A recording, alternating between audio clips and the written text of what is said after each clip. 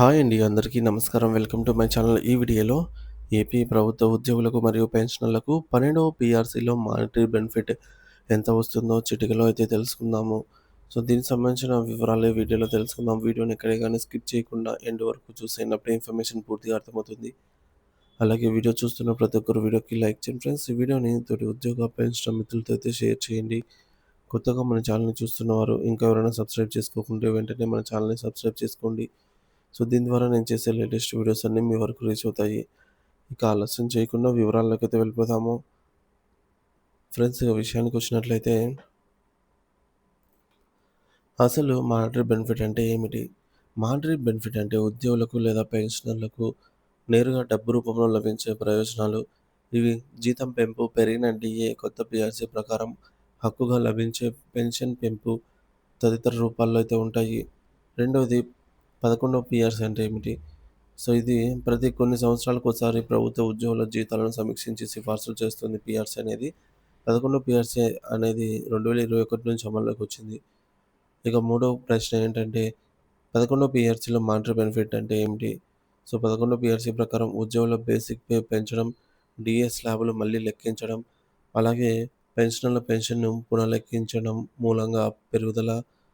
ఈ యొక్క మార్పులు గత తేదీ నుంచి ఉదాహరణకు జూలై 1, 2018 నుంచి అమలయ్యే నిర్ణయిస్తే ఆ మధ్య కాలంలో పెరిగినటువంటి జీతాలు, పెన్షన్ బాకీలన్నీ కూడా మానిటరీ బెనిఫిట్ అవుతాయన్నమాట. సో, గత కాలానికి చెల్లించాల్సిన వాటిని మానిటరీ బెనిఫిట్ అంటారు. ఉదాహరణకు ఒక ఉద్యోగికి రూ. 40,000 నుంచి రూ. 45,000 బేసిక్ సాలరీ పెరిగింది అనుకుందాం పీఆర్సీ వల్ల. అదే పీఆర్సీ అమలును 2022లో చేస్తే కానీ దానిని 2021 నుంచి అమలయ్యేలా ప్రకటిస్తే ఈ మేరకు ఈ మధ్య కాలంలో ఏదైతే గ్యాప్ ఉంటుందో దాన్ని ఆ గ్యాప్‌లో అతను ఆ యొక్క బెనిఫిట్ పొందలేడు కాబట్టి మళ్ళీ వెనక్కి వెళ్లి ఆ డబ్బులను లెక్కిస్తే అది మానిటరీ బెనిఫిట్ అయితే అవుతుంది. ఇక నాలుగోది ఇప్పటి పరిస్థితి ఏపీలో ప్రభుత్వం 11వ పీఆర్సీ అమలు చేసింది. కానీ ఉద్యోగ పెన్షనర్లు డిమాండ్ చేస్తున్నది వెనుకబడిన మానిటరీ బెనిఫిట్ మొత్తం చెల్లించండి అని. అంటే 2022 జనవరి నుండి ఇప్పటి వరకు పెరిగిన పీఆర్సీ ప్రయోజనాల్లో ప్రభుత్వం బకాయి పెట్టిన మొత్తాలు ఇవ్వాలని అయితే డిమాండ్ ఉంది. ఇక మొత్తానికి మానిటరీ బెనిఫిట్ అంటే ప్రభుత్వ నిర్ణయం వల్ల ఉద్యోగ పెన్షనర్లు పొందవలసిన నగదు ప్రయోజనాలు. పీఆర్సీ అమల్లో పెరిగిన జీతాలు తక్షణంగా వాటిని ఇవ్వకుండా ఆలస్యం చేస్తే ఈ ఆలస్యపు మొత్తాన్ని మానిటరీ బెనిఫిట్‌గా అయితే అవుతుంది. ఇక ఆంధ్రప్రదేశ్ పెన్షనర్లకు 11వ పీఆర్సీలో మానిటరీ బెనిఫిట్ ఎంత వచ్చిందనేది చూద్దాము. సో, 11వ పీఆర్సీ ద్వారా ఈ యొక్క పీఆర్సీ అనేది జూలై 1, 2018 నుండి అమల్లోకి వచ్చినప్పటికీ ఆర్థిక ప్రయోజనం మాత్రము ఆహ్, ఏప్రిల్ 1, 2020 నుండి 31 డిసెంబర్ 2021 వరకు అంటే 21 నెలల కాలానికి వర్తిస్తుంది. ఈ మానిటరీ బెనిఫిట్ ఎలా లెక్కిస్తారు? ఎంత మొత్తం వస్తుందో ఒక ఉదాహరణతో తెలుసుకుందాము. సో, ఒక పెన్షనర్ యొక్క బేసిక్ పెన్షన్ అనేది 10,000గా తీసుకుందాము. ఉదాహరణకు సో, రూ. 10,000 బేసిక్ పెన్షన్ ఉన్న వారికి మానిటరీ బెనిఫిట్ అంచనా వేసుకోవచ్చు. సో, ఒకవేళ 11వ పీఆర్సీ అమలు కాకపోయి ఉంటే 10,000 బేసిక్ ఉన్నవారికి నెల నెలవారీ పెన్షన్ అనేది ఈ విధంగా ఉండేది.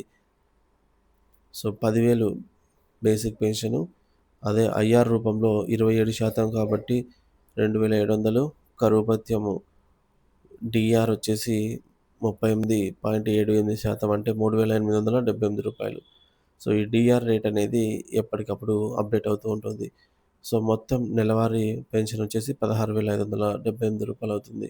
అంటే 11 పీఆర్సీకి ముందు ప్రతి నెల రూ. 16,578 అందేది. ఇప్పుడు 11 పీఆర్సీ అమలు తర్వాత పెన్షన్ లెక్కింపు, కొత్త బేసిక్ పెన్షన్ నిర్ధారణ. ఈ మేరకు పాత బేసిక్ పే అనేది 10,000 అలాగే కొత్త బేసిక్ పెన్షన్ అనేది 15,369గా అయితే నిర్ధారించబడుతుంది. ఇక మానిటరీ బెనిఫిట్ కాలంలో పెన్షన్ లెక్కింపు 21 నెలల మానిటరీ బెనిఫిట్ కాలాన్ని 2 విభాగాలుగా అయితే విభజించి లెక్కిద్దాము. దీనికి కారణం మధ్యలో కొన్ని నెలల పాటుగా పెరుగుదల అనేది డీఆర్ పెరుగుదల అనేది నిలిపివేయడం జరిగింది. సో, ఫ్రీజ్ చేసిన కాలానికి డీఆర్ అరియర్స్ అయితే రావు కాబట్టి. ఇక మొదటి భాగం అంటే ఏప్రిల్ 1, 2020 నుండి జూన్ 30, 2021 వరకు 15 నెలల కాలంలో డీఆర్‌లను ఫ్రీజ్ చేయడం జరిగింది. దీనివల్ల తక్కువ డీఆర్ రేట్ అయితే వస్తుంది. కొత్త బేసిక్ పెన్షన్ అనేది రూ. 15,369 డీఆర్ అనేది మనకు ఆహ్, అప్పటి డీఆర్ అంటే కొత్త డీఆర్ వచ్చేసి రూ. 1119. సో, మొత్తం నెలవారీ పెన్షన్ వచ్చేసి రూ. 16,488. సో, గమనిక కొత్త పీఆర్సీ అమలు తర్వాత ఐఆర్ అనేది వర్తించదు. అది బేసిక్‌లో కలిసిపోతుంది. ఈ 15 నెలల కాలానికి తేడా కొత్త పెన్షన్ వచ్చేసి రూ. 16,488.